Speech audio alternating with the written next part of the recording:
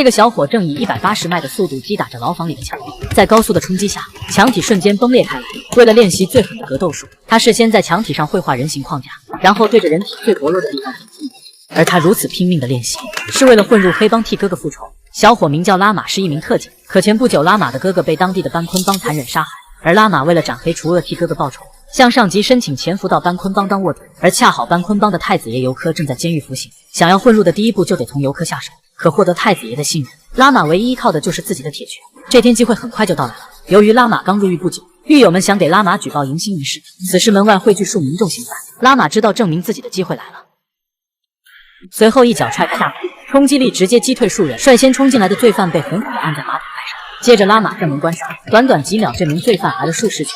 突然门再次打开，可拉玛见招拆招，在狭小的空间对狱友们疯狂击退，但拉玛终究还是寡不敌众，被源源不断的狱友扑倒在地。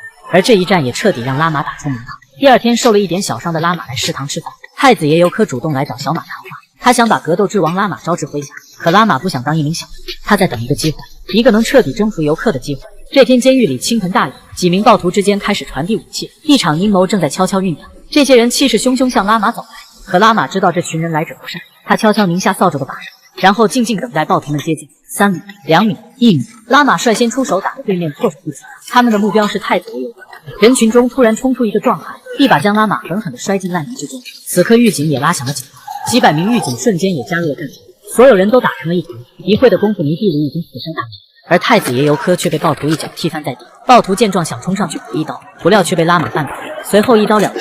另一边尤科也被突如其来的飞棍重重打倒，旁边的暴徒捡起弯刀径直向太子打去。拉玛见状，手持偷过来的铁棍，一路厮杀前去营救。就在他夺过暴徒匕首，想捡起性命时，一记闷棍打在他的头上。更多支援过来的狱警抵挡着战场。在拉玛倒下的那一刻，太子彻底记住了他的脸。2年刑期已满，来监狱迎接拉玛的正是太子。他成功混入到黑帮的圈子。第二天，太子带拉玛来收保护费，可原本搞色情行业的老板竟然偷摸贩卖毒品。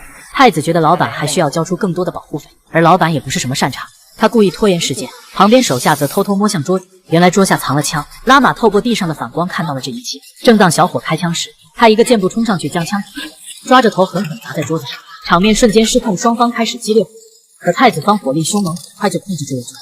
老板一跃而起，撞碎玻璃逃跑，拉玛则在后面一路紧追。可老板哪能跑过当过特警的拉玛，一脚将老板狠狠踢倒。老板还想反抗，可哪是拉玛的对手，几个回合就被拉玛扔进小黑屋，随即自己也跳了进来。可老板捡起碎玻璃片向拉玛扎去，不料被撤步躲过，随后将其扎入老板的手。拉玛也没再给老板机会，几个回合将其打死。此次行动，拉玛又一次救了太子的命。黑帮老大班昆也对拉玛赞不绝口。此时太子向老爸请求接手更多的业务，可老爸直接拒绝，并说到太子的能力远远不够，得不到老爸的认可，太子十分懊恼，他觉得老爸老了没有野心。这时太子突然接到一个电话，趁太子出去的功夫，拉玛偷偷将窃听器放入太子的钱包中。晚上，太子应邀与瘸子帮的老大墨镜男一起吃饭。墨镜男知道太子野心庞大，就与其商量灭掉其余的帮派，瓜分地盘。为了促成合作，墨镜男把当年在监狱中想谋害太子的人抓来，任凭太子处置。太子本就心狠手辣，拿起刀子一刀一捅。可在处置最后一人时，太子无意间发现他手腕处有一个特殊的纹身。另一头，拉玛正在暗暗监视，而他惊奇地发现，墨镜男正是害死自己哥哥的凶手。而太子正在准备对老大的第一手下狗叔动手，然后嫁祸给日本帮，引发战争，从而谋存上位。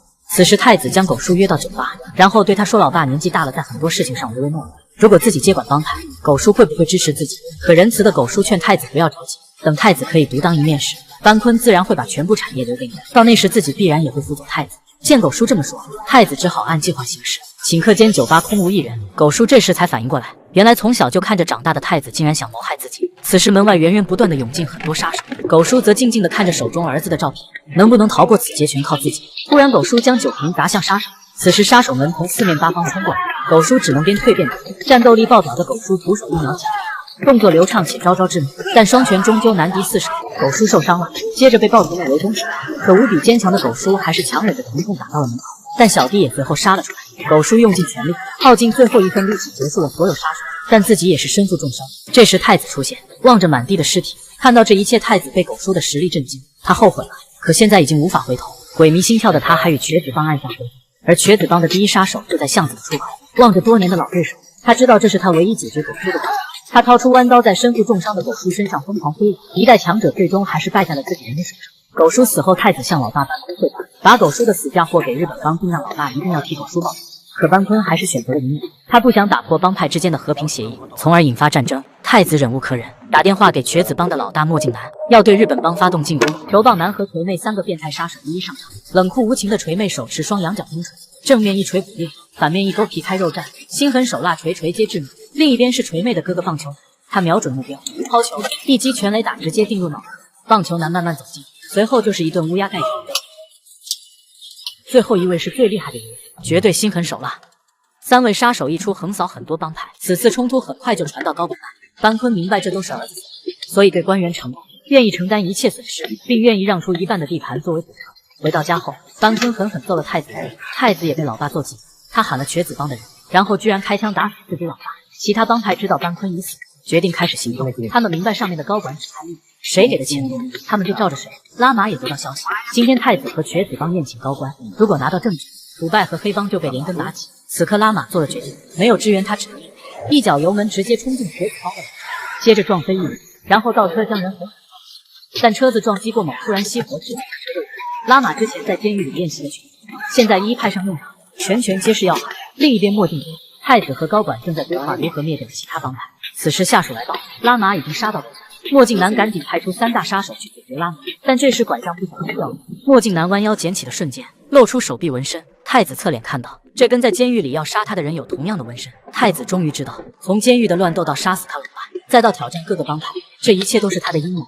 此时拉玛也遇到了大麻烦，棒球以180迈并入墙体，拉玛恶狠狠地朝对面看，不料对面却嘲讽拉玛让他把球捡，惹恼的拉玛忍无可忍，大战一触即发。这一男一女一棒一锤配合的相当默契，拉玛连忙躲闪，突然棒球男一把保住拉玛，女友立即跟上在地上连抛数秒，但任凭两人再怎么打，也伤不到拉玛分毫。几个回合下来，锤妹被首先制服，一击毙命，妹妹身亡，棒球男丧心病狂，开始更疯狂的攻击，但这让他露出了更多的破绽。拉玛找准机会一脚刺射回位，然后拿起棒球棍一击毙命。